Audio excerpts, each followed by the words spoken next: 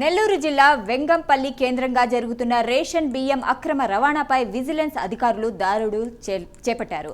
ఇనగలూరు గ్రామ శివార్లో పంట పొలాల్లో దాచిన 300కు పైగా రేషన్ బియ్యాన్ని స్వాధీనం చేసుకున్నారు. 2 ట్రాక్టర్లను సీజ్ చేశారు. ఈ వ్యవహారంలో కొంతమంది అధికారులు అక్రమ మాఫియాకు సహకరిస్తున్నారని ఆరోపణలున్నాయి.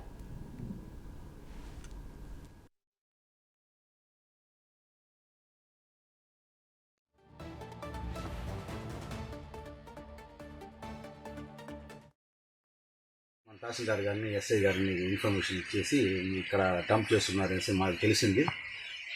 సార్ వాళ్ళని కూడా తీసుకుని ఇక్కడ వచ్చినప్పుడు మనకు ఇక్కడ కొన్ని బస్తాలు పీడిఎస్ బియ్యం ఉన్నాయి, సీల్ బియ్యం. సో వాటిని మనం హ్యాండిల్ చేసుకుని గోడౌన్కి తరలిస్తున్నాం సార్.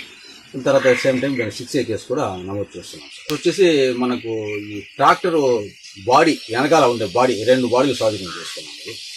దాంట్లో ఉండే కొంతవరకు పీడిఎస్ బియ్యం ఉంది కదా, అది కూడా మనం స్వాధీనం చేసుకున్నాం. ఈ పీడిఎస్ బియ్యాన్ని మనకు ఆత్మకూరులో ఉండే గోడౌన్లో హ్యాండ్ ఓవర్ చేస్తాం.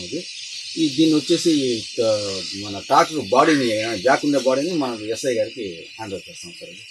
రీసెర్చ్ చేయలేము సార్. అది దీని విషయం కూడా మనం డిఎస్ఓ గారి దృష్టికి తీసుకువెళ్తాము. తర్వాత డిఎం సివిల్ సప్లైస్ మనకు సప్లై చేసేది. ఇంకా వాళ్ళ దృష్టికి పోతే ఇంకా వాళ్ళు ఏమైనా ఐడెంటిఫై చేస్తారు.